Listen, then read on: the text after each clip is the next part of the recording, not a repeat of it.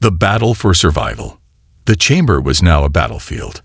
The once beautiful, serene room, designed to be the heart of diplomacy and cooperation between galactic powers, had turned into an arena of survival. The soldiers stood like statues, their energy weapons humming menacingly in the low light. The air was thick with the weight of the moment, the realization that they were no longer debating trade routes or resource allocation. They were fighting for something far more fundamental, their very survival. Captain Marcus Kane's pulse thrummed in his ears as he stood at the center of the storm, his hand gripping the hilt of his blaster. Every instinct he had as a soldier and a diplomat was telling him that this was no longer about negotiation. This was about power, control, and a game that none of them had signed up for. It had all shifted, and now it was survival of the fittest. The Ions, who had long been seen as the epitome of peace, now stood at the brink of uncertainty. Jara, their leader, was breathing heavily, her wings unfurled and twitching with nervous energy. Her usually composed form seemed on edge. She had long advocated for diplomacy above all else. But now, Kane could see it in her eyes. She knew the time for words had passed. She wasn't sure if they could hold the fragile peace together, not with the soldiers encircling them, their weapons poised and ready. Jara turned to Kane, her golden eyes searching his face for some semblance of direction. "What do we do now, Captain? We've been backed into a corner by our supposed allies. What's the next move?" Her voice, usually calm and composed, now trembled with the weight of uncertainty. She wasn't just asking about the immediate crisis. She was asking about the galaxy itself. Kane took a deep breath, his mind rapidly calculating the options. The GAC's Tarek stood like an immovable wall, his insectoid form towering over the room, exuding authority and menace. His mandibles clicked in a rhythmic, almost methodical pattern, and his eyes flicked between Kane, Jara, and the Vori. The GAC had no love for diplomacy, but they understood the concept of survival. Tarek's decision-making would be ruthless, and Kane could feel it. The GAC would fight to the bitter end to control the situation, but Tarek was biding his time, waiting for something. Valier, the Vori diplomat, stood silently at the edge of the room, his cold eyes never leaving the delegates. Unlike the others, he hadn't moved. His reptilian form seemed to shimmer in the dim light, a calm in the eye of the storm. But Kane knew that Valier wasn't just a passive observer. He was calculating, considering his options. The Vori had always prided themselves on their technological superiority, and Kane couldn't shake the feeling that they were waiting for a signal, the moment when they could capitalize on the chaos and impose their will on the room. And then, the soldiers. They were unlike anything Kane had seen before, sleek, efficient, and eerily calm. Their uniforms gleamed in the low light, their weapons always at the ready. Every movement was precise, calculated. Kane knew that they were there to enforce something bigger than any of the factions realized. Their orders were clear: ensure the Council's collapse, maintain control, and destroy anyone who posed a threat. Kane's fingers tightened on his blaster as he watched them, but he knew they couldn't act yet. He needed more information, more time. The delicate balance of power was shifting, and the question now was who would tip it in their favor. Every faction in the room had their own interests, their own hidden agendas, but humanity, though small, though underestimated, had something that no one else in the room had: the power of resilience, of unexpected innovation. Kane had seen it time and again in his own people. When pushed to the edge, humans didn't just survive. They adapted, they fought, and they won. "Captain," Wells whispered urgently, leaning in close, his eyes darting to the soldiers. "If we're going to make a move, now's the time. We can't keep sitting here waiting for the others to act." Kane looked at Wells and nodded grimly. "You're right, but we can't just charge in recklessly. The GAC and the Vori are far more advanced than we are in terms of military power, and the Ions are still uncertain. If we show aggression now, we might push them all into a conflict we're not prepared for." Wells growled in frustration. "What do we do then? Wait to be wiped out?" Kane's gaze shifted, his thoughts focused on the task at hand. The soldiers, though they looked intimidating, weren't the true threat. The true threat was the faction pulling the strings from the shadows, the ones who had orchestrated this entire situation. They were the ones who would strike when the galaxy's powers were at their weakest. "We need to find out who's behind this," Kane said, his voice low. "We need to expose the puppeteers before they can use this crisis to their advantage." At that moment, the lights in the room flickered once more, and a strange hum filled the air. It was faint at first, but it grew louder and more distinct. It was a signal, a transmission from an unknown source. The delegates turned their heads in confusion, but Kane's training kicked in. He knew this sound. It was a signal, one used by covert factions to communicate in times of secrecy. The presence of the soldiers had been planned, but this was something new. Kane's eyes darted to the blast doors. The soldiers had been positioned as if waiting for an order. If the signal was coming from outside, then someone in the room was already compromised. The question was, who? Kane knew that the human delegation was being watched closely, but so were the others. The Ions, the GAC, the Vori, each of them had their own secrets, and one of them was now sending a signal that would change the course of the galaxy's future. Valier, sensing the shift, spoke up, his voice smooth and measured. "You're right, Captain. There is more to this than meets the eye. Whoever is pulling the strings will reveal themselves soon enough. But make no mistake, the galaxy is not the only thing at stake here. There are forces at work that go beyond the political sphere. This is about survival on a scale none of us have anticipated." Kane stared at the Vori diplomat, trying to read him, but Valier's cold, reptilian gaze gave nothing away. He had the look of someone who knew more than he was letting on. As the signal grew louder, Kane turned back to the others. The time for diplomacy had long passed. The soldiers were waiting for the first move. The factions had already chosen sides, whether they realized it or not. And Kane understood one thing clearly now. Humanity wasn't going to survive by sitting idly. It was time for them to make their move, and they had only one chance to get it right. Suddenly, the blast doors hissed open, and the room went silent. A figure stepped forward, a cloaked, shadowed presence, its face obscured. The transmission had been from them. The puppeteers had arrived. The galaxy's fate was about to change, and all of them were caught in its web. "We know what you are all planning," the figure said, their voice a low, distorted rasp. "But it is already too late. The war is inevitable. The galaxy will either unite under one banner, or it will fall into chaos, and you will all be swept away in the tide." The words hung in the air like a death sentence, and for the first time, the soldiers shifted. The game had changed. The real battle for survival had begun. The turning point. The words of the cloaked figure echoed through the chamber, a heavy weight that seemed to make the air even thicker. The war is inevitable. The galaxy will either unite under one banner, or it will fall into chaos, they had said, their distorted voice resonating with a chilling certainty. For a moment, the room was suspended in time, each faction considering the implications of those words. The soldiers had shifted, their weapons now angled, ready for an order. Kane's pulse quickened, his mind racing. This wasn't just an empty threat. This was a declaration of war from someone with the means to back it up. Whoever this mysterious figure was, they weren't just pulling strings from the shadows.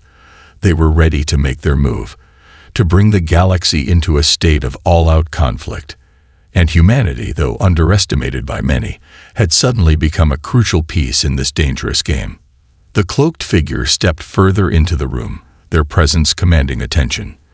The lights flickered again, casting elongated shadows across the floor, but it was not the darkness that had changed everything. It was the sudden, unmistakable sense that the endgame had begun. This wasn't about political leverage anymore. This was about survival, and Kane could see the realization settling into the eyes of every delegate present. They were all caught in a trap far more complex and dangerous than they had ever imagined. "Who are you?" Jera demanded, her voice tight with the stress of the moment. She stood straighter, her wings now fully extended, the golden feathers glinting under the harsh lights.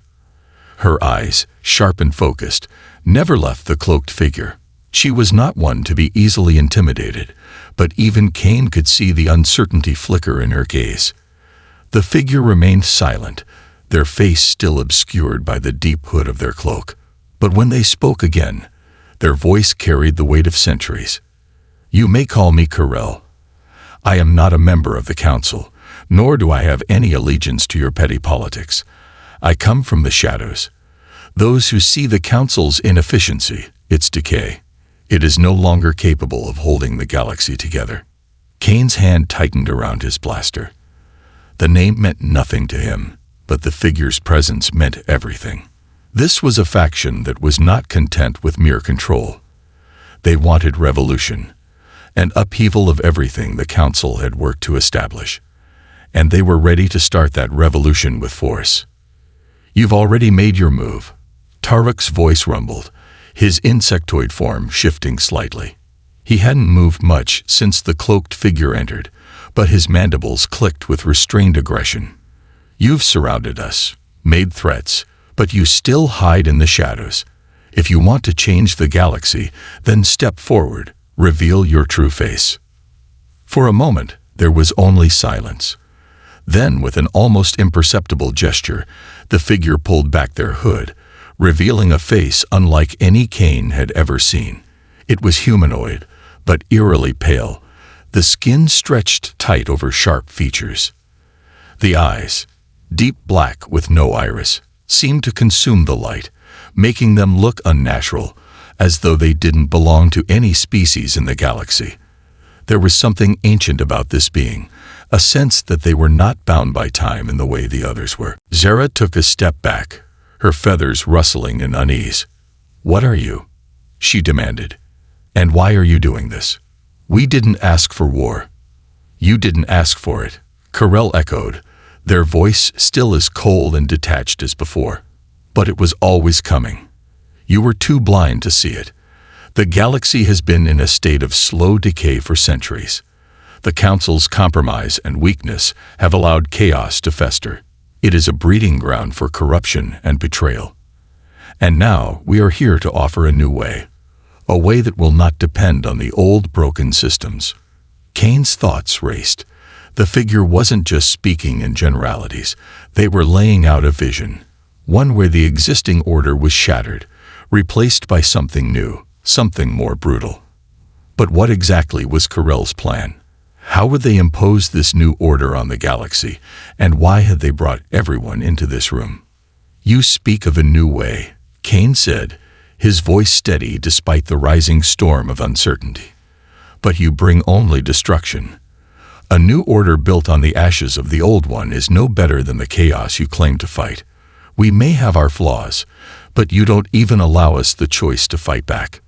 Karel's lips curled into something that might have been a smile, though it was unsettling in its inhumanity. "Ah, Captain Cain, you still don't understand, do you? This is not about fighting back. This is about survival. If your species, your council, cannot see that, then you are already lost."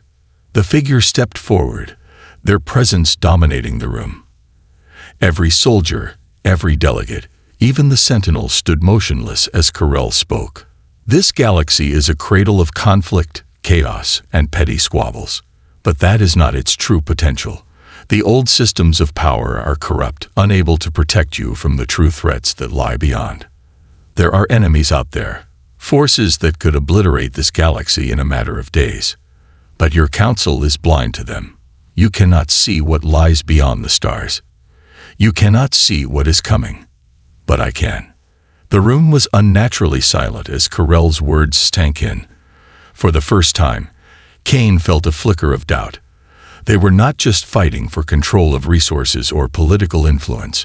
They were fighting for the very future of the galaxy. Karel spoke of enemies beyond their reach, something far more dangerous than internal strife.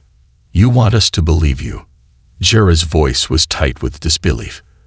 "You want us to trust you after everything you've done?" Kyrell's gaze seemed to pierce into her soul, and Kane could feel the weight of it. Trust is irrelevant. It never was about trust. It's about survival. The galaxy will fall. And the question is simple. Will you unite, or will you perish? Kane's hand moved slightly towards his blaster, but he kept his movement slow. "If you think we'll bow to you just because you threaten us, you're wrong." The cloaked figure's eyes narrowed. "You may not bow to me, but you will have no choice but to face what comes. The choice has already been made. You will either bend to the new order, or you will be swept away in the tidal wave of change." Kane's thoughts were racing. This was bigger than he had anticipated. A shadowy force had been pulling strings all along, and now, with a simple move, they had placed the galaxy at the brink of war. The soldiers were there to enforce this agenda, to keep the factions in line until the final moment of reckoning arrived. "Then let the galaxy see who is truly in control," Kane muttered under his breath. As the room bristled with tension, and the figure's words echoed in every mind, Kane knew one thing for certain. This was no longer about diplomacy or trade agreements. It was about survival on a scale he had never imagined. And humanity's role in this new order would be defined by how they responded in this moment. The game was no longer just about power. It was about who would rise above the chaos and live to shape the galaxy's future. The final choice.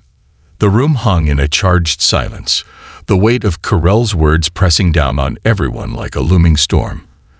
The galaxy was on the precipice, and the shadowy figure that stood before them was the harbinger of something far darker than any of them had anticipated.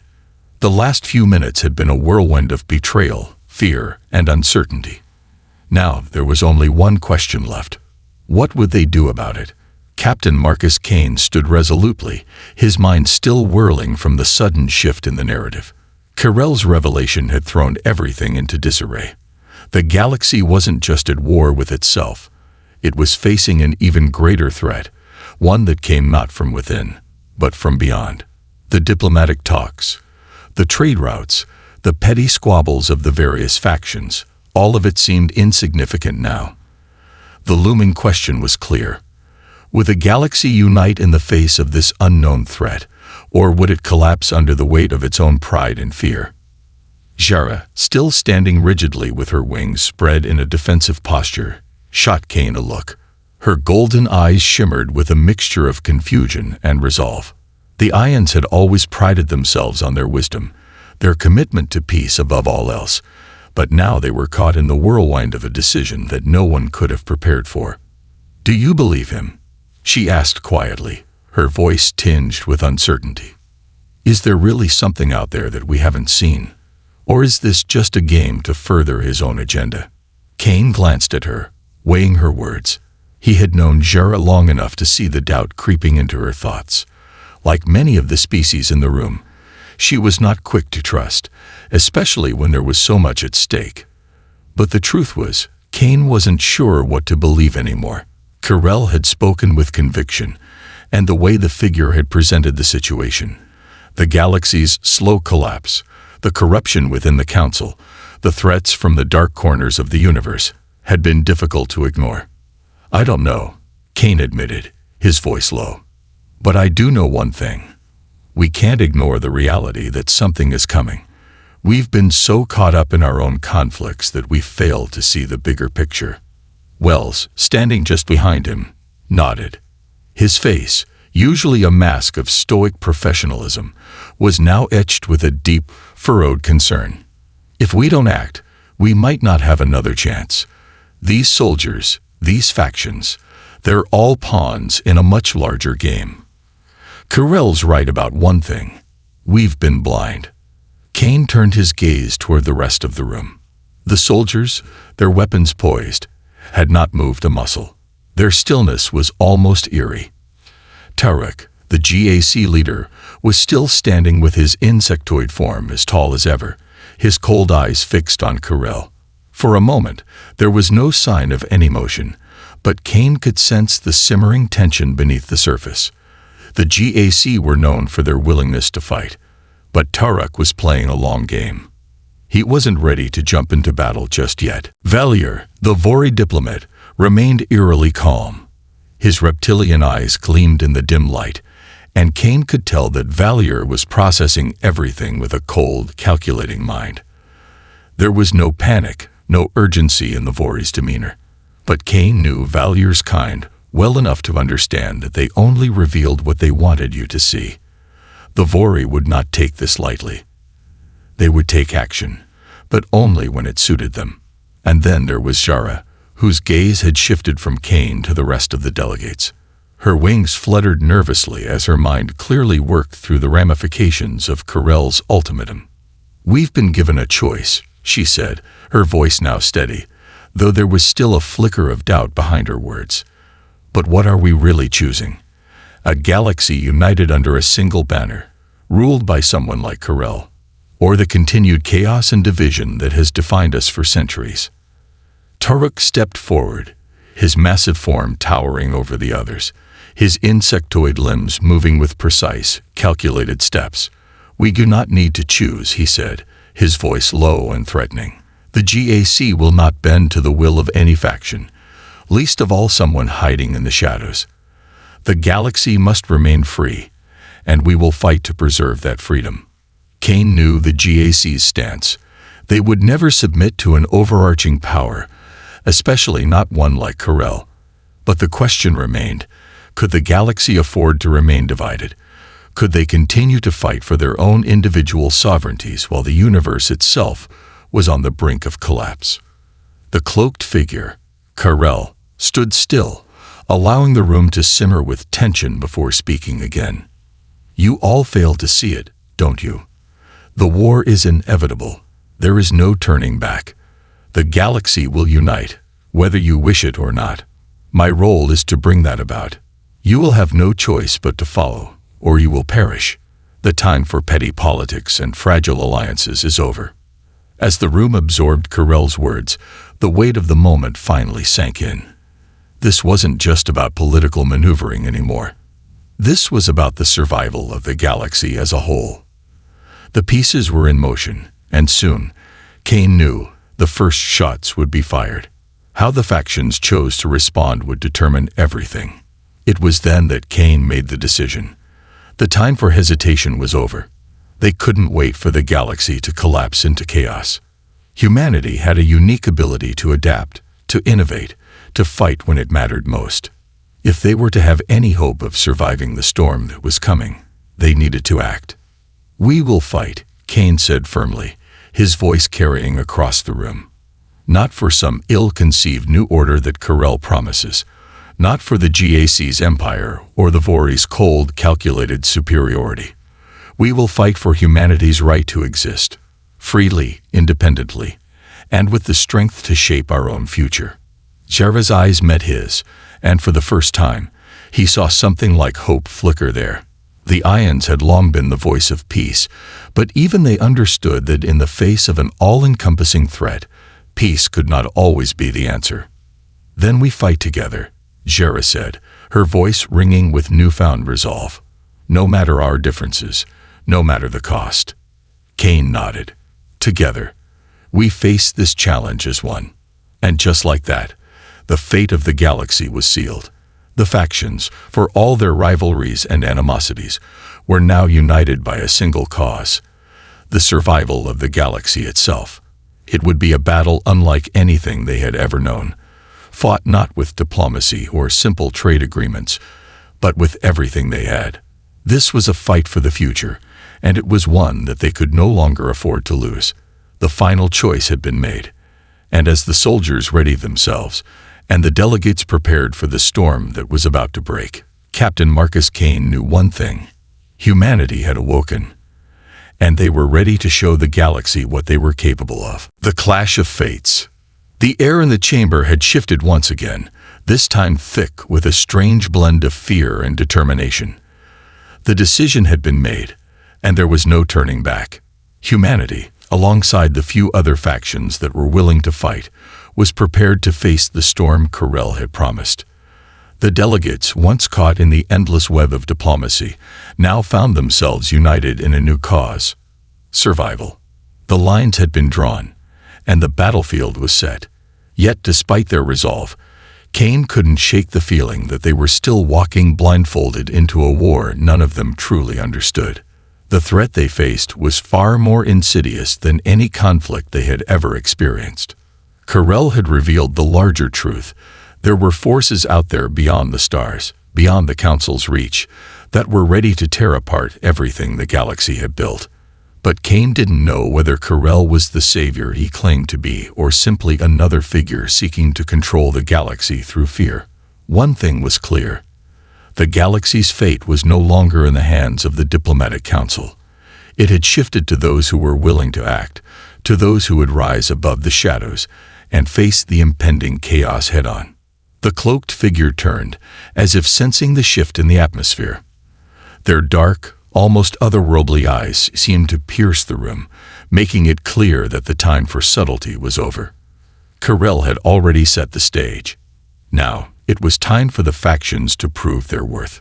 The soldiers in the room tensed, their energy weapons humming with ominous potential, while the delegates, once divided by their own agendas, now stood side by side with humanity, prepared to face an unknown enemy.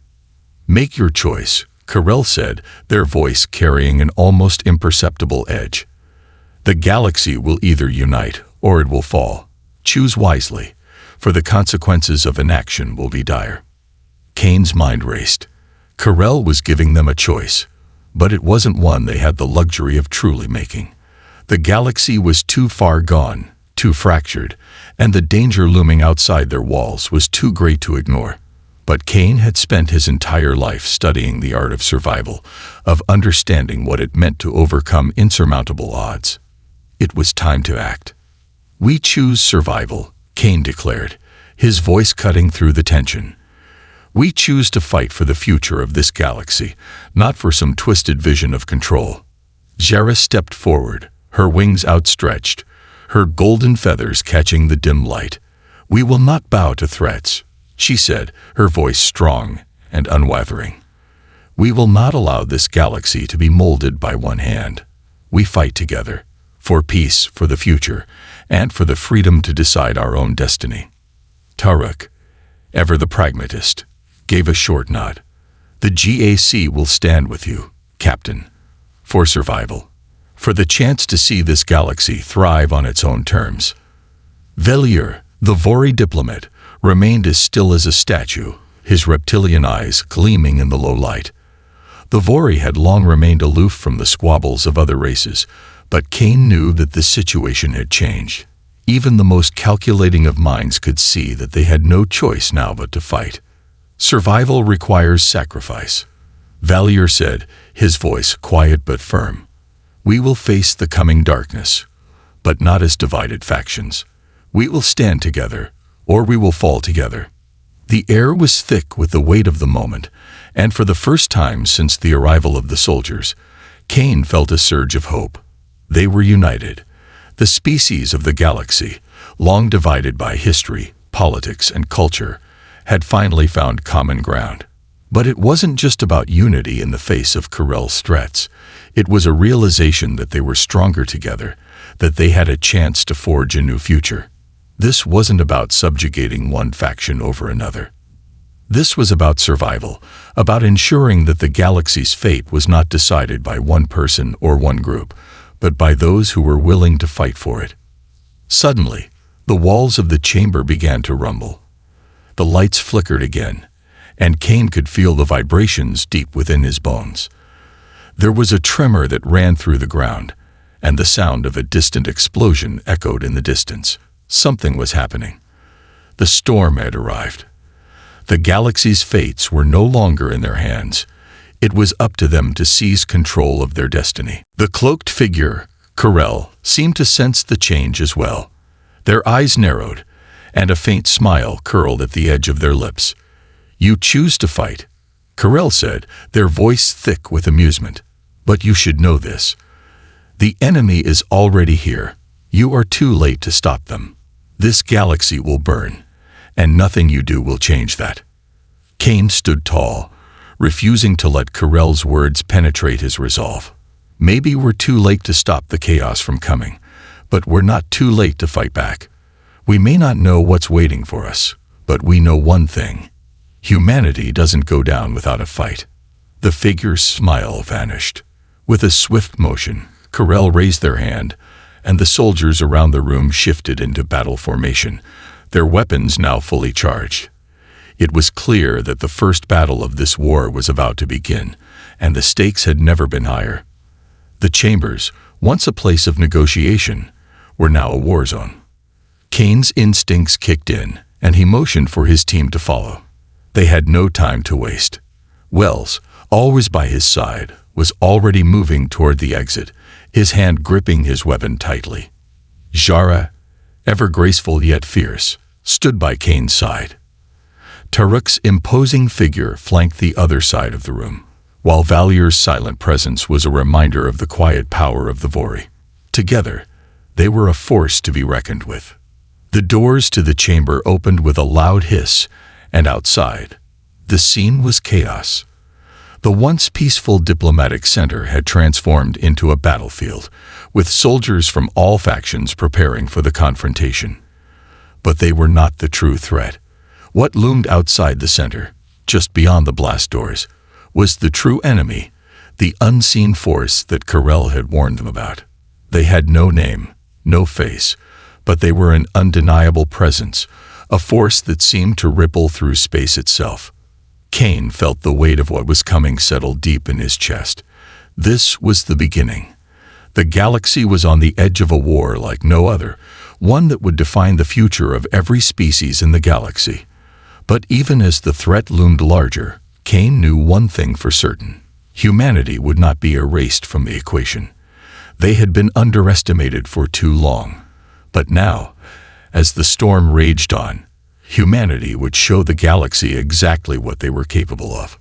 Together, they stepped forward into the unknown, ready to face the battle that would decide everything. Into the abyss. The chaos outside the chamber doors was deafening. A cacophony of shouts, the sound of boots slamming against the polished floor, and the faint hum of energy weapons charging in preparation for the battle. As the doors slid open, Captain Marcus Kane stepped forward, his mind racing.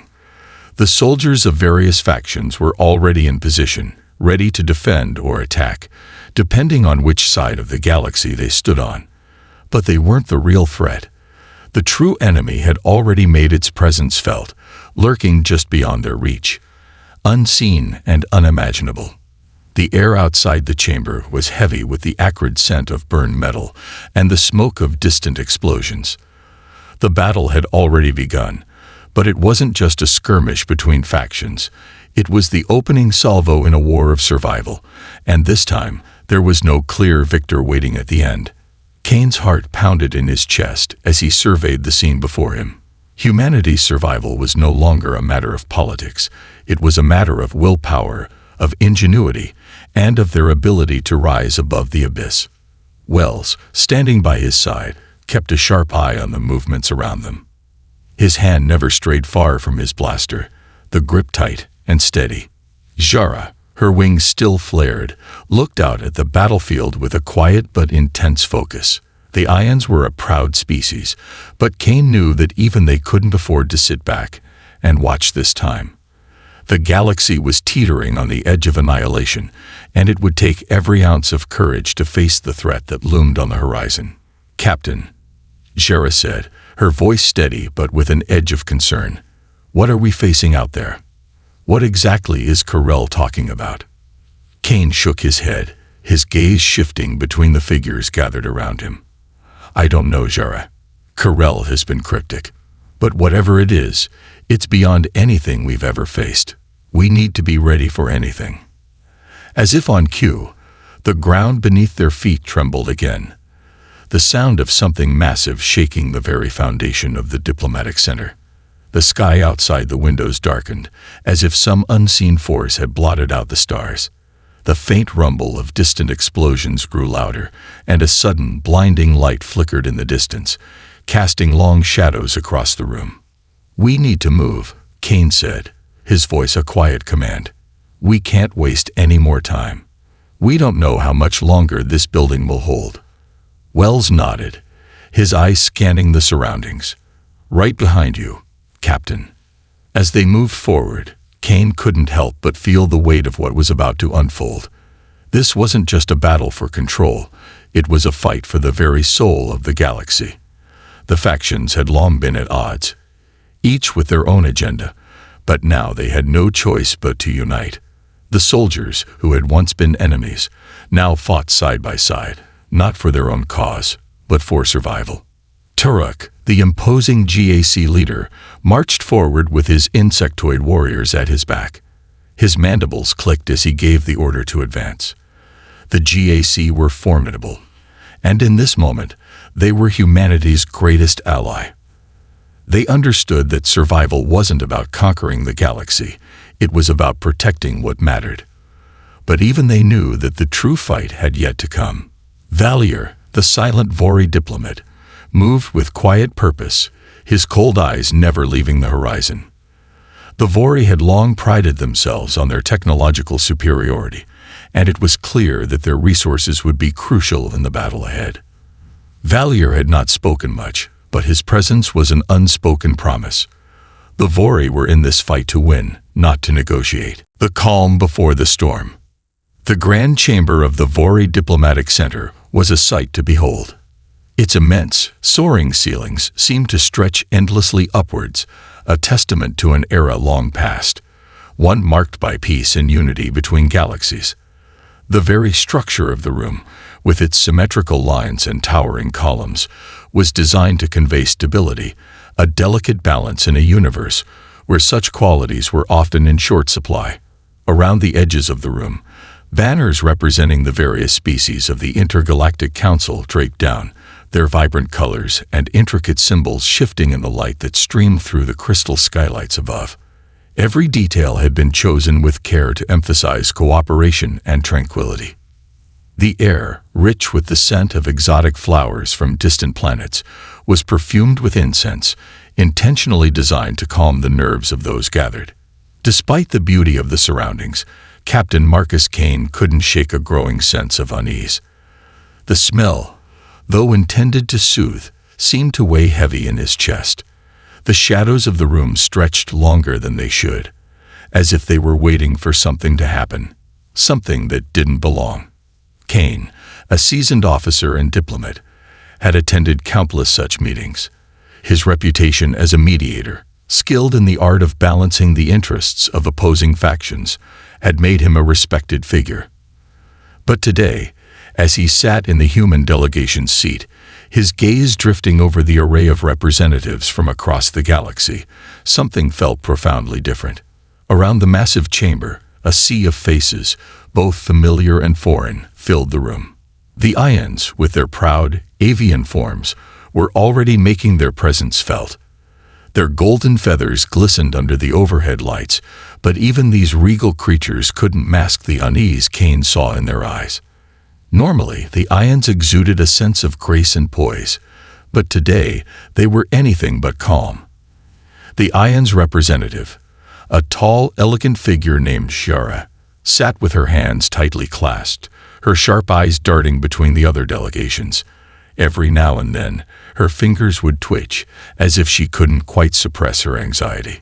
The GAC, the insectoid race that had made their name through sheer strength and ruthlessness, stood motionless, but Kane could feel their eyes scanning every corner of the room. Their leader, a towering figure named Turok, sat unmoving, yet his antennae twitched in a subtle pattern that betrayed his discomfort. Though he appeared still and quiet, Turok's mind was undoubtedly calculating, analyzing every variable, every potential threat. The GAC never made the mistake of underestimating an opponent, and they most certainly weren't about to do so today. The Vori, a technologically advanced species, stood out even more among the others. They were a race of sleek, reptilian beings, their scales glimmering like polished stone. Their diplomat, a calm and composed individual named Valier, was seated with his cold, unblinking eyes fixed on the others. He was the picture of tranquility, as always, but Kane had learned to distrust this calm exterior. Beneath it, the Vori were fierce and calculating, their technological prowess unmatched in many areas. In fact, it was this very reputation that made them both allies and enemies to so many. And then there was Kane, Captain Marcus Kane, a man who had been thrust into the middle of it all. His eyes, though sharp and observant, betrayed little emotion. With short-cropped dark hair and a rugged face marked by the scars of past battles, he was the very image of a soldier, a man who had seen too much to be fazed by the intricacies of diplomacy. Yet, as he sat there, watching the other representatives, he felt a deep, unsettling feeling gnawing at him. He had seen the signs before: the stiffened postures, the nervous glances, the excessive guards. Something was brewing, and it wasn't the usual intergalactic squabble over trade routes and resources. He leaned toward his lieutenant commander, Jacob Wells, a battle-hardened officer with a scar that ran across his cheek.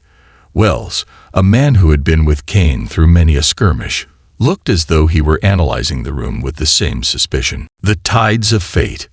The flickering green lights of the control room cast long shadows, the hum of technology mingling with the quiet urgency of the team as they worked to counteract Carell's virus.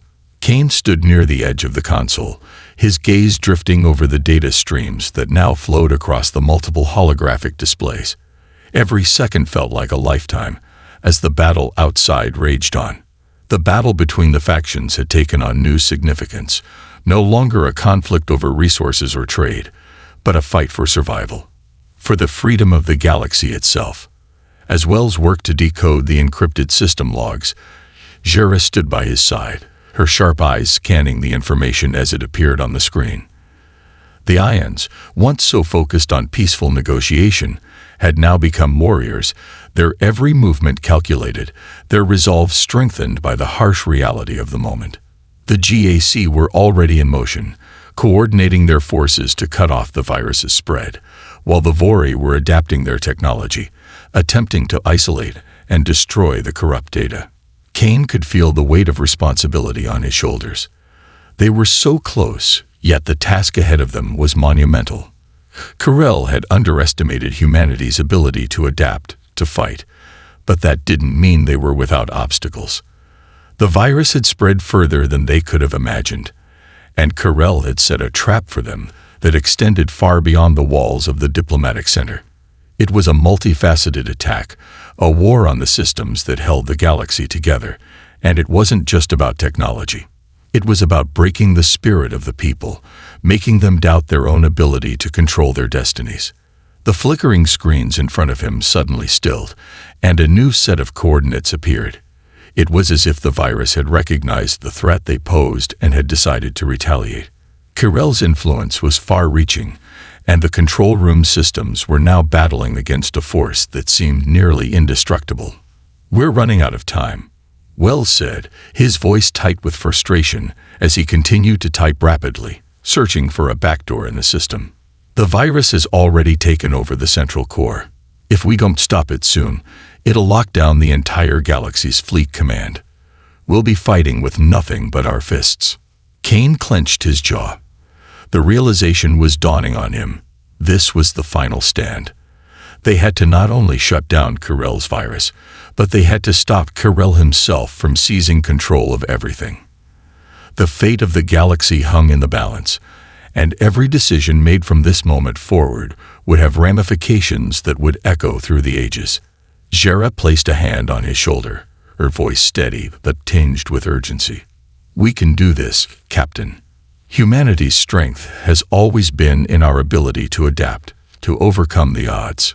We've faced impossible odds before and emerged victorious." Kane turned to face her, his heart filled with gratitude for her unshakable resolve.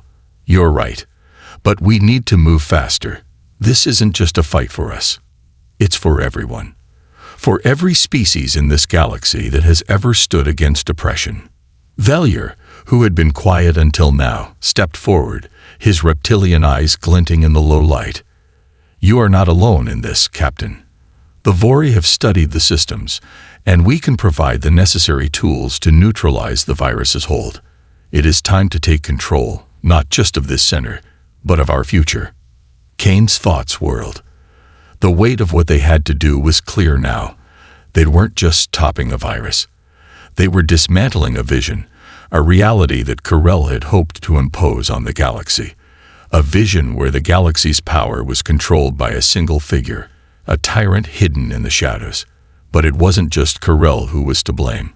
It was the complacency of the Council, the fragmented alliances that had left the galaxy vulnerable to such a plan. The factions had fought for their own power for so long that they had failed to see the true enemy until it was almost too late. "We need to expose Carell for what he is," Kane said, his voice hardening with resolve. "We fight for a galaxy united, for a future where the people control their own destinies, not one man. We fight for freedom." Suddenly, the control room doors burst open, and one of the GAC officers, their insectoid features tense with urgency, rushed in. "Captain," the officer called out, "we've detected Carell's fleet. He's moving against the outer colonies. He's already mobilized his forces. If we don't stop him now, his grip on the galaxy will be absolute." Kane's stomach dropped. Carell had been playing the long game, and now it was time to act. There was no more room for hesitation. He turned to Jara, to Tarek, and to Valier, their eyes locked in silent understanding. The time to act had come. "Get ready," Kane ordered, his voice like steel. "It's time we show Carell that the galaxy will not be ruled by shadows." The dawn of a new era. The battle for the galaxy had reached its climax. The storm outside the diplomatic center raged, an unstoppable tide of destruction sweeping across the galaxy's outer colonies. The factions had rallied, but the true enemy was not the one they could see. It was the one who hid behind the screens, behind the systems, pulling the strings from the shadows. Captain Marcus Kane stood at the front of the charge, his heart thundering in his chest. Humanity's fight for survival had now become the galaxy's fight for its future. The stakes were higher than they had ever been. The diplomatic center, now a war zone, had become their last bastion. If they could hold it long enough, if they could stop the virus from spreading further, they might have a chance to retake the galaxy. "Move out," Kane shouted as he led the charge, his blaster drawn and his eyes sharp. The GAC warriors, now fighting alongside the Ions and the Vori, surged forward in a wave of unrelenting force. Their coordinated attack was a testament to what they had learned in the face of true threat. The factions had been united by their desire to survive, not just for their own power, but for the galaxy itself. But it wasn't just the soldiers who fought. Kane had known, from the very beginning, that humanity's strength lay not just in their military might, but in their ingenuity, their resilience. It was time to use every resource they had, every advantage they could muster. The virus might have taken control of the systems, but it hadn't yet destroyed humanity's will to fight. Inside the central command room, Wells and Jara worked furiously to disrupt Carell's influence over the fleets. The screens were flashing with warnings, but their focus never wavered. Each command entered was a risk, but they had no choice. The moment the virus was neutralized, the fleets would fall back under their control. Time seemed to stretch as the conflict raged both inside and outside the center. Kane could hear the hum of energy weapons, the crackle of explosives, the clash of metal against metal. The soldiers were fighting not just for their own survival, but for the future of the galaxy. This battle would echo across the stars. And then, just as the last of Carell's forces began to falter, Kane received the signal. Wells had done it. The virus had been neutralized. The systems began to come back online, the galaxy's command structure slowly returning to its rightful hands. The victory came at a cost. The diplomatic center was in ruins, its walls scarred by the violence that had transpired. But humanity had done it. The galaxy had been saved. And though Carell's shadow still loomed, Kane knew that the true victory wasn't just in the destruction of one man's plot. It was in the unity of the factions, in their willingness to stand together when everything else had failed. The galaxy had faced its darkest hour, and now it could rebuild. As the smoke cleared and the galaxy began to stir from its long nightmare, Captain Marcus Kane knew that this was only the beginning. The galaxy had been forever changed, and it was up to the survivors to shape the future. They had faced the abyss, and they had emerged victorious. Together, they would build a new dawn for the galaxy, one where no shadow could ever hold sway again. The fragile rebirth. The dust settled slowly, like a thick fog hanging in the air. The sounds of battle, the hum of weapons, and the chaos of the fight had dissipated, leaving an eerie silence in their wake. The diplomatic center, once a symbol of peace and cooperation among the galaxy's most powerful species, now stood as a testament to the fierce battle they had just endured. Broken walls, scorched floors, and the remnants of shattered technology littered the once pristine halls. But amid the devastation, there was a quiet sense of triumph. Humanity, alongside the Ions, GAC, and Vori, had fought together, and they had won. Kane stood at the edge of the command room, staring out at the scene before him. His mind, though exhausted from the harrowing battle, was sharp. They had succeeded in stopping Kirell's virus, neutralizing his influence over the galaxy's systems, and driving his forces back. But the victory came at a steep price. The galaxy was still in chaos, the balance fragile, and the aftermath of the war left many questions unanswered. It was clear that they had won the battle, but the war for the future was far from over. Wells, standing beside him, glanced around the room, his hand still resting on his blaster as if ready for another fight. "Captain," he said quietly, his voice tired but resolute, "we've bought ourselves time, but we can't forget that there are still those who want to see the galaxy torn apart." Kirell was only one piece of the puzzle. Kane nodded. "I know. Kirell's plans were the beginning, not the end. There are still factions out there, hidden in the shadows, waiting for their chance to strike. But this time, we have something stronger than before. We have unity." Jera approached them, her wings now tucked behind her. Though her posture was as strong as ever, the Ions are ready to rebuild. We will work with the other factions to restore peace, but we must be cautious. There are still those who believe in Kirell's vision, those who see the galaxy as something to control, not protect. Kane looked at Jara, then at Wells and Tarek, who had joined them in the command room. The GAC leader's insectoid form seemed to loom larger than ever in the dim light of the room, his mandibles clicking in an almost contemplative rhythm. Valier, ever silent, stood in the corner, his cold eyes fixed on the tactical map displayed in front of them. "The galaxy has always been divided," Tarek said, his voice low but certain. "But this fight, this war, has proven something. We have more in common than we thought. The question now is whether we can continue to stand together." "We must," Kane said, turning to face the group. "For all our differences, we've shown that when we work together, we can accomplish the impossible. But we need to act quickly. If we don't, the galaxy will fracture again. And this time, there may be no coming back." Valier, who had been silent throughout the conversation, spoke for the first time. "The Vori will support your cause, Captain. We understand the need for unity, not as a matter of diplomacy, but as a matter of survival. The galaxy is stronger when it stands together, but it is also fragile.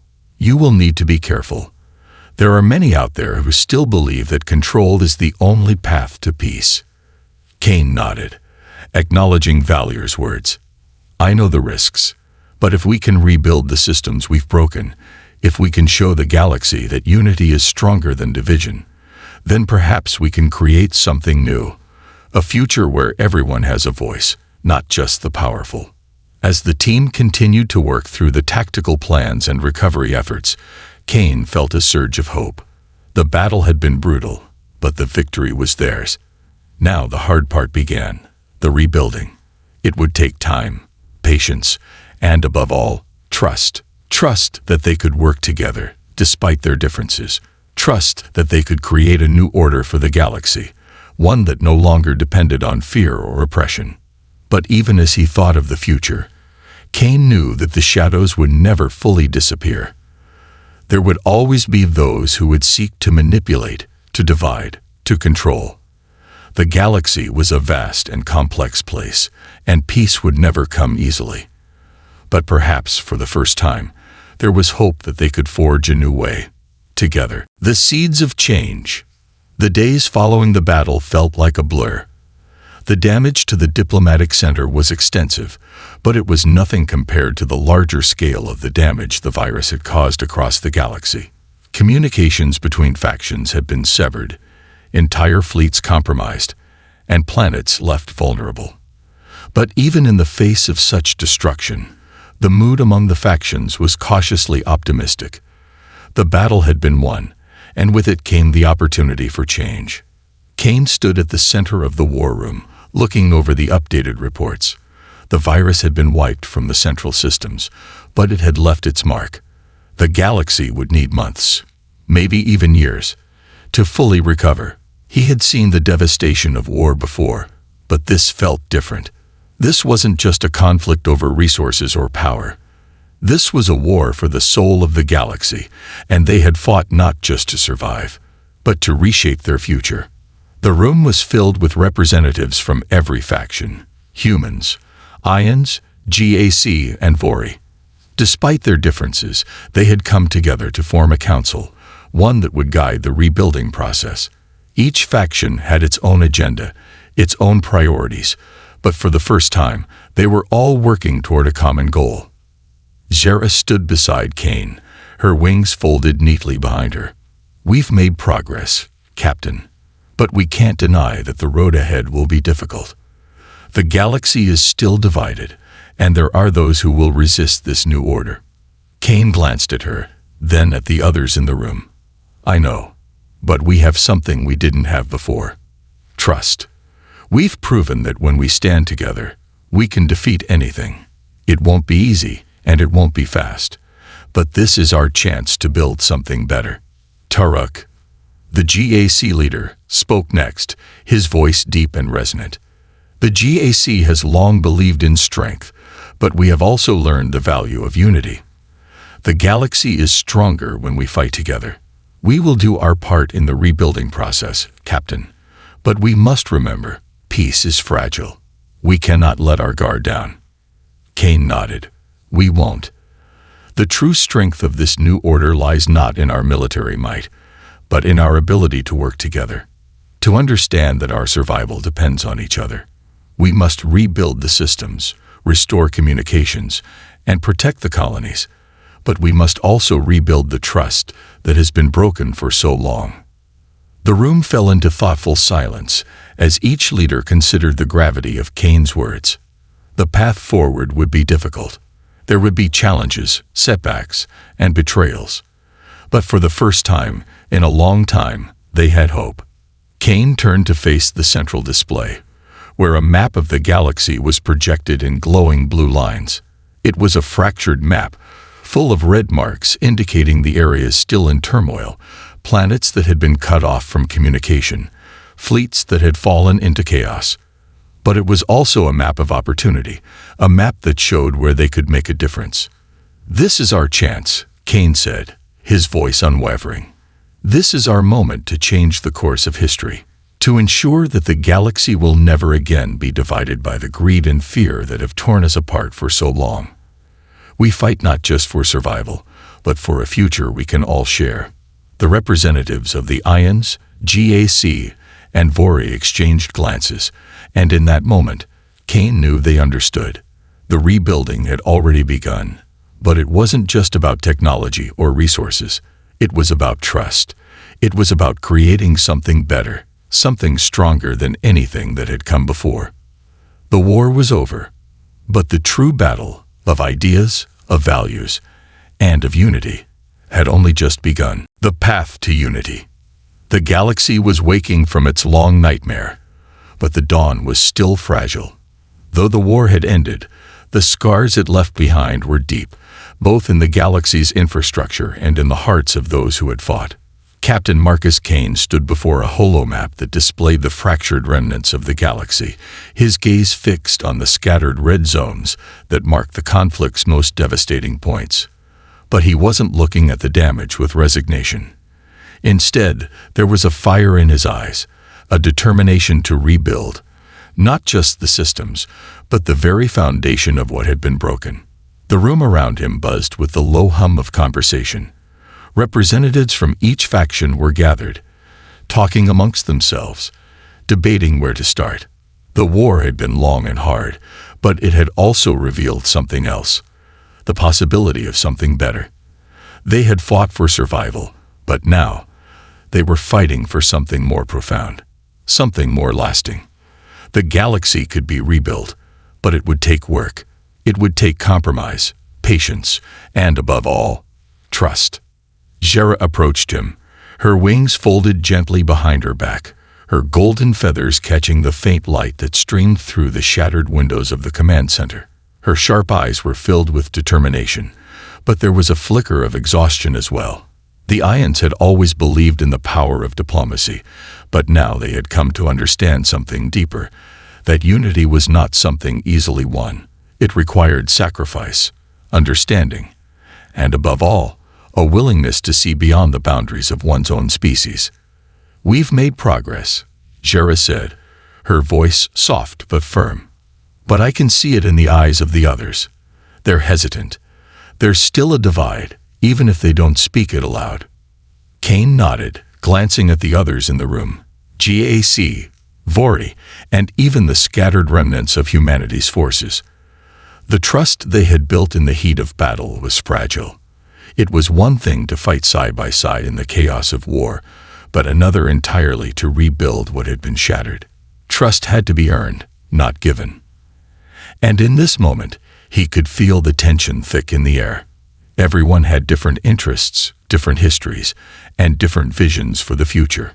The challenge now was to reconcile those differences in a way that worked for all of them.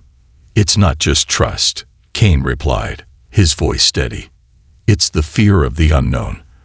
They've seen too much division to believe that lasting peace is possible, and they're right to be cautious. We've been torn apart for so long, but the truth is, the galaxy is stronger when we stand together. Our survival depends on it." As he spoke, his eyes shifted to the projection of the galaxy. There were still many pockets of resistance, planets that had been left in ruins, colonies that had been cut off from communication. It was easy to look at the map and see only the red, but Kane had learned something over the years, a lesson that the galaxy had learned the hard way. No matter how broken something was, it could always be rebuilt, given the right will. "The true test," he continued, "will be whether we can turn this moment into something more than just a fragile alliance. We need to build a new foundation for this galaxy, one where peace isn't just an ideal, but a reality." Wells stepped forward, his expression grim but resolute. "You're right, Captain. The question isn't whether we can fight together. It's whether we can live together. Can we find a way to share this galaxy, to build something that lasts?" Kane's gaze swept across the room, his thoughts racing. The factions before him were once enemies, each driven by their own interests and desires for control. And yet here they stood, each ready to do their part in the reconstruction. The galaxy was a fractured thing, divided by ancient wounds and newly formed scars. But now, the opportunity was there. The chance to rebuild, to reshape the future. And humanity, once seen as the weak link, had proven that it could be the catalyst for change. "If we are to move forward," Kane said, his voice carrying the weight of the moment, "then we need to build a system that holds everyone accountable. We need to forge an alliance, not one based on fear or necessity, but on mutual respect. We need to make sure that every species has a voice, a stake in the future we create. We need to rebuild, but we need to do it together." Turok, the GAC leader, stepped forward, his tall insectoid form casting a shadow over the others. "The GAC understands strength," he said, his voice deep and resonant. "But we have learned that strength isn't just about military might. It's about unity. It's about ensuring that every species has a chance to thrive. We will fight for this new future, Captain. We will fight for something better." Kane nodded, his mind racing with the enormity of the task before them. There was a certain weight to Tarruk's words. He knew that the GAC had fought fiercely for their independence, and yet now they were willing to stand with the others. The same could be said for the Ions and the Vori. They had all faced their own demons, but now they were willing to set them aside for the greater good. It wasn't just about survival. It was about creating a future that could endure. Valier, ever the strategist, spoke next, his voice as cold and calculating as always. "The Vori will provide the necessary resources to rebuild the galaxy's infrastructure. But we will not do this alone. If we are to ensure peace, we must ensure that everyone has a stake in the outcome. The old way of thinking, the way of fear and domination, must be eradicated." Zara stepped closer to Kane, her golden eyes searching his face. "You've done it, Captain. You've brought us together. But now we must keep this unity alive. We must work together not just to rebuild our systems, but to rebuild our trust. And trust is something that takes time." Kane met her gaze and nodded. "I know, Zara. I know. But we've already come further than anyone thought possible. And that's something to build on." The room was quiet for a moment, each representative lost in their thoughts, their minds on the task ahead. There was still so much to be done. So many challenges, so many unknowns, but Kane could feel it in the air. The galaxy had been forever changed, not just by war, but by the willingness of its peoples to lay down their weapons and try something new. The path to peace wasn't simple. It wasn't easy, but it was possible. And for the first time, the pieces seemed to be falling into place. He turned back to the projection of the galaxy, his eyes tracing the borders, the fractured systems that needed healing. The map was no longer just a symbol of division. It was a symbol of possibility. The galaxy could be whole again, not just through force, but through understanding. "We have a chance," Kane said, his voice carrying the quiet but unshakable certainty of someone who had seen the impossible become reality. "And this time, we will make it last. We will rebuild together." The room filled with murmurs of agreement, the atmosphere shifting as each faction began to realize the enormity of what lay before them. The task was daunting, but it was theirs. The galaxy could be rebuilt, and this time, it would stand stronger than ever before. Together, they would forge a new future, a future where peace wasn't just a distant dream, but a living, breathing reality. The forge of new alliances. The months that followed the victory over Karel's forces were a whirlwind of action and uncertainty. The galaxy was a fractured place, and though the virus had been eradicated, the damage it had caused ran deep. The task before the Allied factions was monumental. Not only had they won the war, but they had to build something from the ashes. A new structure, a new order. But the true challenge was not in the construction of the physical systems or rebuilding fleets. It was in reconstructing trust. Trust that had been shattered by years of division, of political manipulation, and of war. It was this trust that would either hold the galaxy together or tear it apart.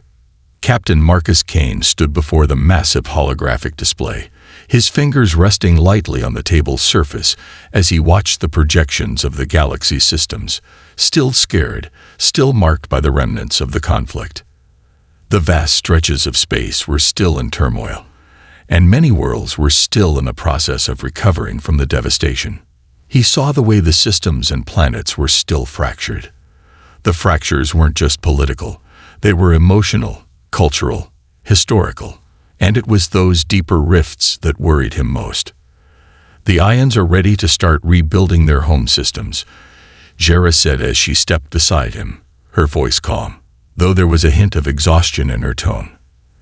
"They've sent out teams to restore infrastructure, but it's going to take longer than anyone anticipated."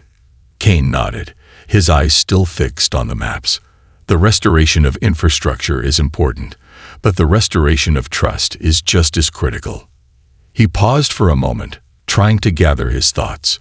We've seen what happens when we allow ourselves to fall into the old patterns of division. If we don't rebuild relationships, we'll only be setting ourselves up for the next war. Zhara met his gaze, her wings folding tightly behind her. We've been torn apart for so long that it's hard to imagine a lasting peace. But you're right. Without trust, nothing will work. Across the room, Wells and Turok were discussing logistics, while Valier stood by one of the nearby consoles, his attention absorbed in the galaxy's new tactical map. The Vori had committed their resources to rebuilding the technological infrastructure that had been lost in the war, but even Valier understood that their efforts would only be part of the puzzle. Technology was necessary, but it was the people, how they communicated, how they worked together, that would make or break the galaxy's future. Kane turned to the GAC leader, who had been observing the maps with his usual stoic intensity. "Turok," he said, "how is the GAC approaching the rebuilding of the central systems? The outer colonies are still vulnerable, and many of their fleets are without command."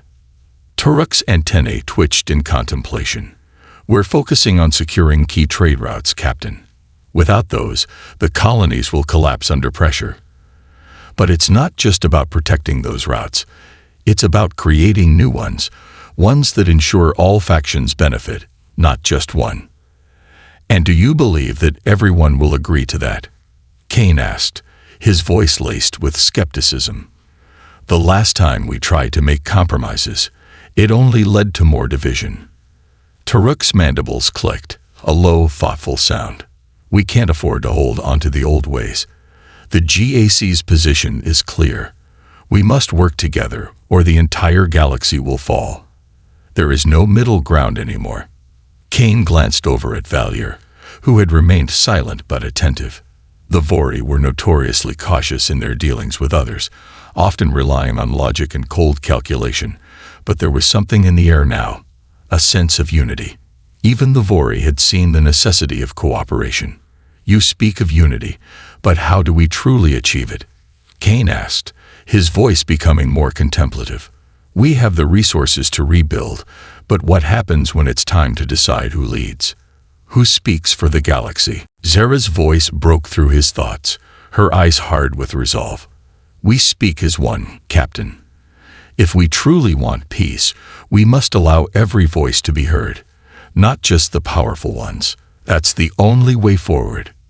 The room grew quiet as the weight of Zara's words settled in. It was a stark contrast to how things had been before the war, when the decisions were made by a few, when power was concentrated in the hands of the elite. Now, the galaxy was at a crossroads. The leadership would need to be shared, not hoarded. Every faction had to have a stake in the rebuilding of the galaxy, or else the cycle of mistrust would begin again. Kane exhaled slowly. "We will need to create a new council, one that isn't just a puppet to the strongest factions. This council must represent everyone, from the most powerful species to the smallest, from the wealthiest worlds to the poorest. Every voice must count." Zara nodded. "The Ions will agree to that. But what about the others?" Valier finally spoke, his voice steady and measured. "The Vori have long believed in the strength of order, but we also understand that the chaos of unchecked power destroys everything it touches. If you create a system that ensures equality and justice for all, the Vori will support it." Kane's gaze hardened with determination. Equality and justice. Those aren't just words. They are the foundation of this new galaxy. But they must be earned. The path forward won't be easy. Wells looked up from the console, his face etched with weariness. "We're not just talking about rebuilding fleets or colonies, Captain. We're talking about rebuilding hope. The people of the galaxy don't trust us anymore. They don't believe we can keep this peace." Kane turned to his lieutenant, his eyes narrowing with resolve. "Then we will show them that we can. But it has to start with us, right here. If we can build trust between us, if we can lead by example, then maybe, just maybe, the people will follow." The conversation paused as the weight of Kane's words settled over the room. Rebuilding trust would take more than diplomacy or resources. It would take action. It would take time. But as Kane stood there with his allies, looking at the fractured galaxy before them, he knew that they had something that no other generation before them had ever possessed: the will to change, the courage to rise above their differences, and the strength to act. The rebuilding would not be easy. The galaxy's wounds were deep, and old grudges died hard. But Kane knew that together they could forge a new path, one where every voice mattered, where no one was left behind, and where the darkness of the past could be overcome by the light of their shared future. "Let's get to work," he said softly, turning back to the holographic map that still flickered with signs of the old order, of the old scars. "The galaxy's future begins now. You feel it too, don't you?" Kane whispered, his voice barely audible over the murmur of diplomatic chatter. Wells, never one to mince words, nodded. "Too much security, Captain. Way too much. Something's off." Kane glanced around the room again, his eyes narrowing as he took in the details. There were more guards than usual, especially from the Ions. Their feathered warriors, typically stationed near the entrances, were now positioned in every corner, watching every movement. The GAC had deployed their insectoid warriors as well, their massive forms standing sentinel along the walls. The Vori's robotic sentinels were stationed at strategic points, their glowing eyes scanning the room. Kane had seen them before. He had fought against them in past campaigns. They were nearly indestructible, armed with devastating weaponry. The Vori were not here just for diplomacy. They were here for something else. "Too many soldiers," Kane murmured, feeling the weight of the situation. "And not enough diplomats." Wells stiffened, sensing the change in the atmosphere. "You think they're planning something?" "I don't know," Kane said, his mind racing. "But whatever it is, it's more than a simple trade negotiation." The chatter around the room continued, but it felt distant, like a murmur in the background of a much larger storm. Kane had learned to read the subtle shifts in atmosphere that others often missed. The way a species fidgeted or stood a little too rigidly, the way their gaze darted around the room. These were all signs of something that wasn't right. Today, the room was filled with tension, as if every being present knew that something would soon break the fragile peace. As the representatives continued to speak in calm, measured tones, Kane felt the weight of responsibility on his shoulders. He was here to ensure the peace, to mediate between species who had been allies and enemies in equal measure. But today, he wondered if peace was even possible. He could feel the undercurrent of hostility growing stronger by the second. The diplomatic proceedings carried on, but Kane's attention shifted toward the back of the room. The blast doors had opened, and a new group entered, a group not listed on the agenda. Their arrival was swift and deliberate, and Kane's hand instinctively moved to the hilt of his sidearm. These figures were not diplomats or negotiators. They were soldiers. Each one was clad in dark, reinforced armor, their faces obscured by helmets, but the movement of their bodies gave away their purpose. They were soldiers, not peacekeepers. The unmistakable hum of their energy weapons, sharp and unsettling, filled the air. Kane's heart skipped a beat. He exchanged a brief glance with Wells, and they both knew without speaking that the situation had just escalated beyond their control. "Stay alert," Kane ordered under his breath, his eyes scanning the newcomers. "This isn't just a trade conference anymore." Wells gave a stiff nod. "What now, Captain?" Kane's mind raced through the possibilities. The meeting had been hijacked, turned into something else entirely. And if his instincts were correct, it wouldn't be long before the galaxy's greatest powers collided in a fight that would define the future of the universe itself. And so, the calm before the storm was broken. Unseen forces. As the armored soldiers took their positions, the room grew colder, the air thick with an unspoken tension. The once calm and composed atmosphere that had defined the chamber of the Vori Diplomatic Center was now marred by an undeniable sense of dread. The very walls seemed to close in on the delegates, and for the first time in a long while, Captain Marcus Kane felt his heart beat a little faster. The delegates around him, though silent, were also growing wary. Their eyes flicked nervously from one another to the newly arrived soldiers, who had positioned themselves with military precision at every exit. Kane could feel the weight of the eyes upon him. Everyone knew that something had just shifted, something fundamental. For the first time in many years of attending such conferences, Kane had no idea what was coming next. This wasn't a simple matter of trade negotiations or territorial disputes. It was something deeper, something darker. And he knew that, despite his experience, he wasn't prepared for what was to unfold. Around the room, the factions were still pretending to maintain their facade of diplomacy, but it was clear that each of them was trying to piece together the situation, trying to assess the threat in their own way. Jara, the graceful IN delegate, adjusted her position, her feathers ruffling slightly in the oppressive silence. Her earlier composure had evaporated, replaced by a nervous energy that radiated from her like an electric current. Her sharp eyes were darting between the human representatives and the looming figure of Turvik, the GAC leader. Jara knew something was happening, but her instincts, as proud and wise as they were, couldn't pinpoint exactly what, and that uncertainty made her dangerous. Across the room, Tarek, the GAC leader, stood unmoving, his imposing insectoid form casting a long shadow over the proceedings. Unlike Jara, he didn't seem afraid. He seemed calculating. His eyes, multifaceted and cold, scanned the human delegation, then moved to the Vori diplomat, Valier. The GAC always thrived in situations of chaos. If a confrontation was coming, Turek would be ready to use it to his advantage. His mandibles clicked together in a rhythmic pattern, signaling his agitation. It was subtle, but Kane knew what it meant.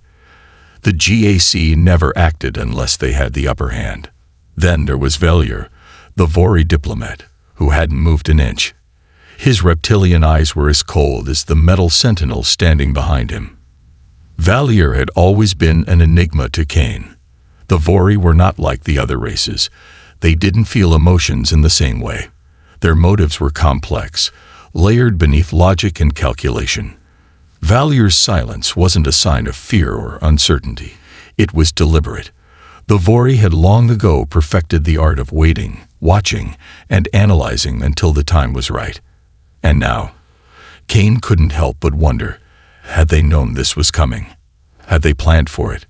The human delegation, normally the calm voice in such meetings, seemed to be as caught off guard as anyone else. Wells, who sat next to Kane, remained stone-faced, though his hand had instinctively gone to his sidearm. Kane gave him a brief nod to keep his calm. He needed Wells sharp.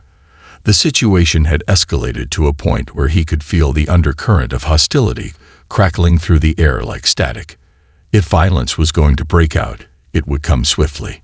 Before Kane could fully process the situation, a voice broke through the thick silence. It was Jara, her voice trembling slightly, but carrying the weight of authority. "I demand to know what's happening here," she said, her feathers bristling. "This was meant to be a peaceful negotiation. We've come to the table with respect, and yet you bring armed soldiers into our midst. What is the meaning of this?" Her words, though filled with righteous indignation, only served to deepen the tension in the room. It was the kind of question that no one wanted to answer, but someone would have to. Turek, never one to shy away from confrontation, shifted slightly, his large, segmented body casting an imposing silhouette. "You don't understand," he said, his voice carrying a cold, calculated edge. "This is not a mere negotiation. This is a test of survival." Kane's pulse quickened at the words, and Wells' hand tightened on his blaster. The message was clear. This wasn't about trade routes or diplomatic posturing. This was something much more dangerous. It was about power. The soldiers weren't just here to guard the proceedings. They were here to ensure that only those with the strength to survive would make it out. "And what does that mean for the human delegation?" Jara demanded, her feathers rustling like a sudden gust of wind. Kane leaned forward, his gaze meeting the eyes of every leader in the room. "It means," he said slowly, his voice deliberate, "that we're no longer dealing with a peaceful summit. This has just become a battlefield, and every one of us is a player in a game where the stakes are higher than any of us imagined." The words hung in the air like a warning. Silence enveloped the room again, but this time, it was charged with a different energy. It wasn't uncertainty anymore. It was anticipation. The moment they had all dreaded, though none had acknowledged it, had arrived. As the human captain spoke, the soldiers at the entrances tightened their formation, their glowing energy weapons humming with ominous intent. Their armor, sleek and black, reflected the light of the crystal skylights above. They moved with precision, as though they were ready for a battle that might break out at any moment. Their eyes, hidden behind dark visors, gave nothing away. The only thing that mattered now was who would make the first move. And in a room full of highly strategic minds, that was the key question. It was clear now that each faction was weighing its options. The Ions, typically allies of peace, were as uneasy as Cain had ever seen them. The GAC, ever ready for a fight, remained calm, but their predatory instincts were at the forefront. The Vori, Cain knew them too well. They were the most unpredictable of all. Their technological superiority made them a force to be reckoned with, but their goals were as fluid as their moral compass. Cain could see the writing on the wall. What had started as a diplomatic meeting had turned into something far more complex. The galaxy was teetering on the brink of war, and in the center of it all was humanity. A species that, though small and often underestimated, had a reputation for surprising its enemies when the stakes were high. "Captain," Wells whispered, his voice low, "what are we supposed to do now?" Cain didn't answer immediately. He let his eyes move over the room once more, observing the subtle cues. An antenna twitch here, a feather flutter there, the quiet clink of weapons being readied. It wasn't just a negotiation anymore. It was a game of survival, and humanity was about to prove why it had earned its place at the table. "We survive," Cain said quietly, more to himself than anyone else. Suddenly, the lights flickered again, casting the room in shadows. The tension was unbearable. The storm was coming, and in the heart of it, Marcus Cain knew one thing for sure. Humans had been underestimated long enough. Today, the galaxy would learn that the sleeping titans of war were about to awaken, unmasking the plot. The stillness in the chamber grew oppressive, as if the very walls themselves held their breath. Captain Marcus Cain could feel the weight of the moment pressing down on him.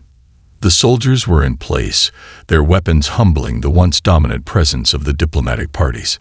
No one spoke, but their movements, their fidgeting, their subtle exchanges of glances, all spoke volumes. There was no turning back now. Diplomacy had failed. The delicate balance of peace was on the edge of collapse. Cain's eyes narrowed as he scanned the room once more.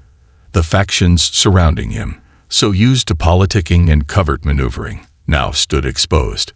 No more pretenses, no more false smiles. The presence of the soldiers was a clear sign that something far more significant than trade agreements or resource distribution was at play. There was a plot unfolding, one that threatened to shatter everything they had worked so hard to build. At the front of the room, Jara, the Ion delegate, stood up suddenly, her wings rustling in agitation.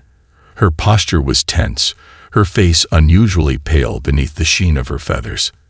"Enough," she cried, her voice echoing through the chamber. This was supposed to be a peaceful assembly. This was meant to be a time of negotiation. And yet you bring soldiers here as if we're all enemies. What kind of deception is this? Her outburst reverberated throughout the room, but it was met with silence. The GAC remained still, their insectoid leader Teruk watching carefully. The Vori, ever enigmatic, had yet to say a word. They were observing, calculating, waiting for the opportune moment to reveal their own hand. Cain's instincts screamed that the room was on the brink of chaos. If Jara continued to press, the fragile peace they had struggled to maintain would crumble. But before anyone could respond, Turok rose from his seat, his presence dominating the room. The GAC were not known for their diplomacy, and their leader's words were rarely tempered with pleasantries. He stood tall, his long, insectoid limbs unfolding as he took a step forward, his antennae twitching with subtle menace. "This is no time for speeches," Turok growled, his voice rough and unwavering. "You have all seen it. The soldiers have come for a reason. We did not come here to waste time on empty words." Kane felt his pulse quicken. The GAC had always been the most aggressive and forthright of the species in the council. Their reputation for strength and ruthlessness had made them both feared and respected. But they didn't play games. When they spoke, you listened, whether you wanted to or not. Zara flinched but didn't back down. "I will not be intimidated by threats," she hissed. "If the GAC thinks they can control this meeting through force, then I will not stand for it." "You misunderstand," Turok said, his mandibles clicking with annoyance. "This is not about control. This is about survival. You see, this meeting was never meant to be a simple negotiation. It was a trap, a test of your resolve." A murmur rippled through the room. Kane's brow furrowed, his suspicion growing. "A trap," he muttered under his breath. "Indeed," Turok replied. "A test not only of political strength but of survival. The soldiers are not here to protect us from each other. They are here to protect us from something far worse. The Council of Species has failed. The fragile peace we've all worked to maintain is unraveling, and those behind the scenes intend to take advantage of it." Kane's mind raced. He had seen factions plotting before, but this was something else. The soldiers weren't just a show of force. They were here because there was something they were all being kept in the dark about.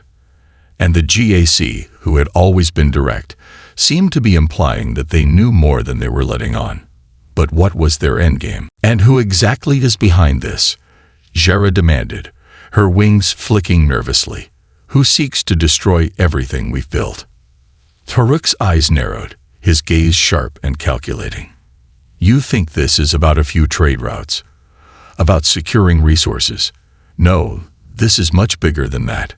There are factions in the galaxy, hidden factions, that wish to destabilize the Council. They believe that the galaxy should be ruled by strength alone. They've manipulated us all into thinking this summit was about peace when it was really about dividing us for something far darker."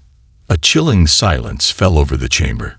It was impossible to ignore the gravity of Turok's words. The very foundation of the Intergalactic Council was in jeopardy. Kane could feel the shift in the air.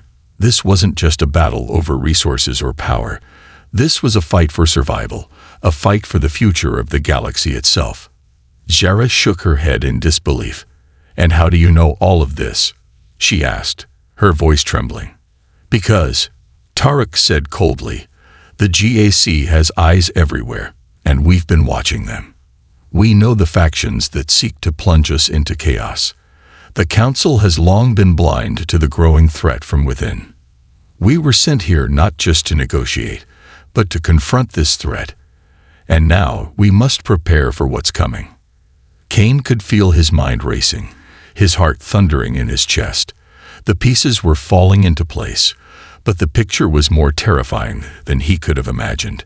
If the GAC was correct, and there were forces hidden within the galaxy conspiring to destroy the delicate peace they had fought so hard to build, then nothing was as it seemed. The soldiers, the heightened security, the odd presence of the alien factions. This was no longer a diplomatic mission. This was a desperate race against time, a struggle to uncover the shadowy figures pulling the strings before it was too late. Kane stood up slowly, his eyes sweeping across the room. "This doesn't add up," he said, his voice steady, but filled with the weight of responsibility. "If there's a plot against the Council, then we need to act. We can't just sit here and wait for it to come to us. We need to expose whoever is behind this before they have a chance to strike." Wells, who had been silently watching the proceedings, finally spoke. "What are you suggesting, Captain?" Kane's gaze locked onto the soldiers, standing at attention by the doors. We need to get ahead of this. We need to take control of the situation before they do. If we're going to survive what's coming, we'll need to work together, whether we like it or not." The room was silent for a long moment as the delegates considered his words. Kane could see the flicker of uncertainty in their eyes, but he also saw something else: determination. They knew this was bigger than any one of them, and if they were going to have any chance of survival, they would need to put their differences aside. It wasn't a choice anymore. It was a necessity. "Then let's get to work," Jera said, her voice steady despite the fear that still lingered. "We may have been manipulated, but we won't let them win. Not without a fight." And just like that, the room shifted. The masks came off, and the true faces of the factions were revealed. What had begun as a summit for diplomacy had turned into a gathering of warriors, united by a single purpose: to stop the unseen forces threatening to tear their universe apart. The plot had been unmasked, and the game had begun. The first move. The air in the chamber felt thick with anticipation, the silence broken only by the soft hum of the robotic sentinels that stood motionless at the edges of the room. The tension was palpable, each delegate knowing that they stood on the precipice of something far greater than a simple diplomatic negotiation. They were not just representatives of their species anymore. They were now part of something far more important: a fight for the future of the galaxy itself. Captain Marcus Kane's heart raced as his mind worked overtime. He had long since come to terms with the reality that diplomacy could only go so far. And in this moment, it had reached its limit. Peace was no longer an option. The factions had been drawn into a larger conspiracy, and now, the real battle would begin. Kane had been trained for this kind of situation, but he had never faced anything quite like this. There was something insidious at work here, something that could tear apart everything they had fought for. The delegates around him seemed to feel the same weight pressing on them. Jara, her feathers bristling with unease, stood at the edge of her seat, her sharp eyes flicking between the GAC leader Turek and the motionless Vori diplomat, Valier. Turek, for his part, seemed unusually calm, as though the danger surrounding them was something he had been prepared for all along. The GAC were never ones to shy away from conflict, but the subtle confidence radiating from Turek made Kane uneasy.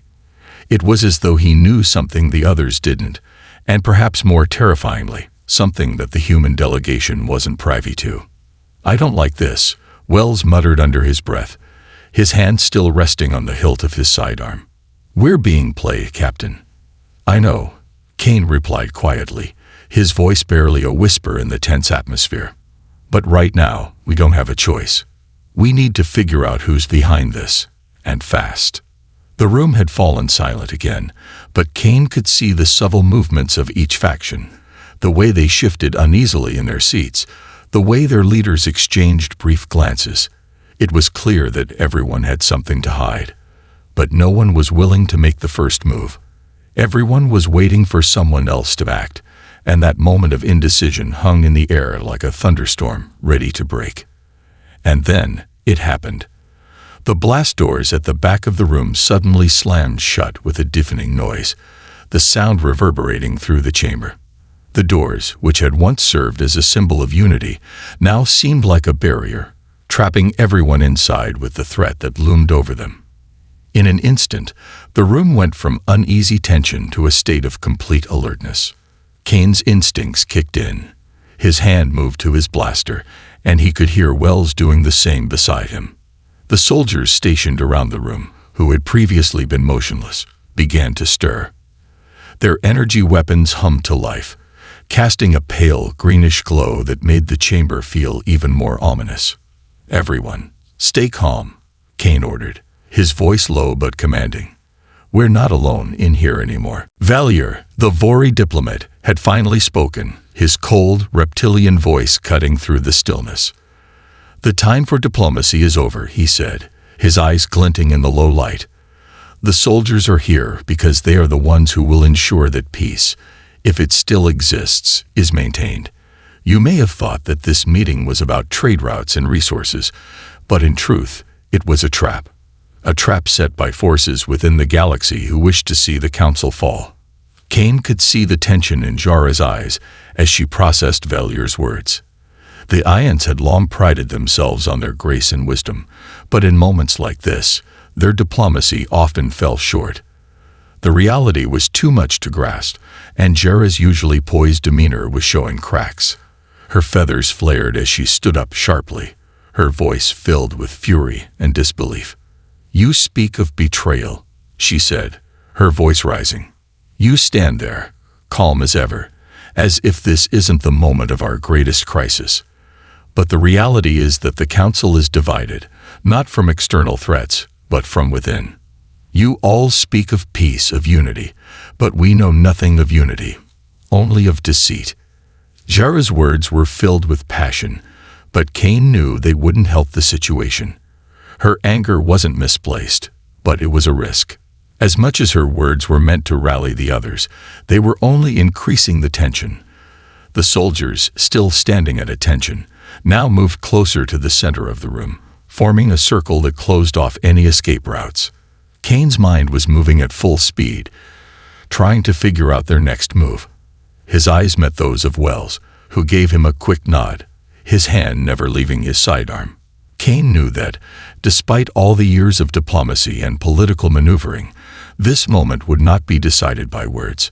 It would be decided by actions, and it was only a matter of time before someone made the first move that would push them all into open conflict. Suddenly, the lights in the room flickered again, this time more violently, casting the chamber in eerie shadows. A low hum filled the air, and Kane's heart skipped a beat as he recognized the frequency.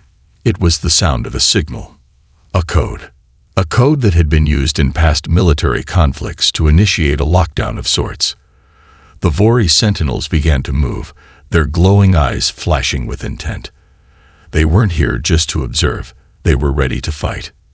"I think it's time we take control of the situation," Tarek said, his voice steady as always. But Kane saw something in his eyes, a glimmer of something far more dangerous. "The soldiers may have been sent here to keep us in line, but it is we who control this meeting. You all have your roles to play, whether you like it or not." The GAC's words hit like a hammer, and the room seemed to breathe in unison. The soldiers raised their weapons, the energy crackling through the air like the prelude to a storm. Jara stood her ground, eyes blazing, while Valier remained silent, his calculating gaze never leaving the GAC leader. Kane knew the moment of truth had arrived. The factions were on the verge of war, and the soldiers were there to enforce a brutal, ruthless order. But he also knew something else. The human delegation wasn't without resources, and they had a weapon that no one else in the room had, the capacity for unexpected ingenuity. It was time to act. Time to bring the fight to the factions who thought they could manipulate them. As the lights flickered once more and the soldiers took their positions, Kane moved. He wasn't sure what would happen next, but he knew one thing for certain. Humanity wasn't about to sit quietly and let the galaxy fall into chaos. The battle had begun. Kane led the charge toward the central control room, the only place in the diplomatic center that still had power. If they were going to survive this, they needed to access the systems and understand exactly what was happening. The unknown threat wasn't just outside. It had infiltrated the very heart of the galaxy's peacekeeping structure, and whatever Corell had planned, it was only a matter of time before they learned the full scope of the attack. As they reached the control room, Kane was confronted by a series of locked doors and security systems designed to keep unauthorized personnel out. With a quick glance at Valier, the Vori leader stepped forward, and with a series of deft movements, bypassed the security protocols. The hum of machinery filled the room as the door slid open, revealing the heart of the diplomatic center's control system. Inside, the air was thick with tension. The room was bathed in an eerie green light from the holographic displays scattered across the walls. But there was no time to waste admiring the technology. The monitors were filled with data streams, but it wasn't until Kane focused on one particular screen that he understood the magnitude of what was happening. Impossible.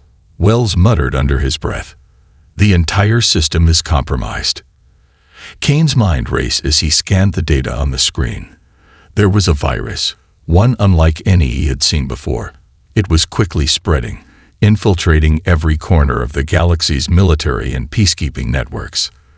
The virus wasn't just corrupting data, it was taking control. Whoever had created it had done so with purpose. The virus was designed to hijack the most sensitive systems, giving whoever controlled it unprecedented access to the galaxy's most powerful fleets, weaponry, and resources. Jera stepped forward, her expression one of shock. This was the true plan all along. The Council, the Peacekeepers, none of it matters anymore. We've been too distracted by our petty feuds to notice the real threat. Karel wasn't just manipulating us. He's been orchestrating a revolution. Kane's heart sank. We've been played. The virus has already spread through every major fleet and military base. It won't be long before it's fully operational. And when it is... Wells interrupted, his voice grim. When it is, every faction in the galaxy will be at war with each other. The systems will be under the control of whoever holds the keys to this virus, and Karel is the one pulling those strings. Kane's thoughts were clouded with the reality of the situation. The virus was unstoppable. The system was compromised, and the galaxy was on the brink of total collapse. If they didn't find a way to counter it, they would lose everything. We need to stop the virus from spreading further, Kane said, his voice firm despite the overwhelming odds. We can't let Karel's plan succeed. We need to find a way to sever his control before it's too late. Jera stepped forward, her wings folding slightly as she considered the situation. Then let's do it, she said. We've fought too long to back down now. Humanity will stand, and we'll fight to the end. Kane nodded, his resolve hardening. This was not the end. It was a new beginning, a fight not just for the galaxy's future, but for the very essence of what it meant to be free. Get to work, Kane ordered. Find the access points. We stopped Karel here and now. As the team worked in unison, Kane stood at the edge of the control room, looking out into the vast expanse of the galaxy beyond. The storm was far from over, but for the first time since the beginning of this conflict, he felt something other than fear. He felt hope. Humanity had always been underestimated, but this time it would be different. They would face the abyss and emerge victorious.